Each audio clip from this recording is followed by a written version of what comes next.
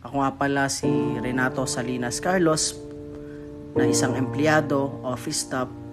Ilang taon nagtrabaho, 4 na taon na walang nangyari.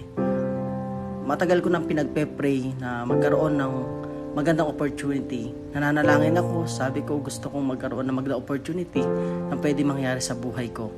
At buti na lang sa pinagpe-pray ko, niloob ng Panginoon, ito nga yung tinatawag na magandang opportunity, ito yung digital marketing business.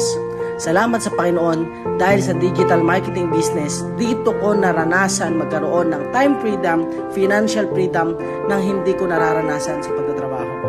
Salamat sa uno at siya yung nagbigay sa akin ng magandang kinabukasan.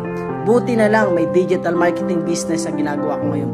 Kung ikaw hanggang ngayon hindi mo alam, pwede mong subukan yung ginagawa ko na kumikita kahit nasa bahay lang.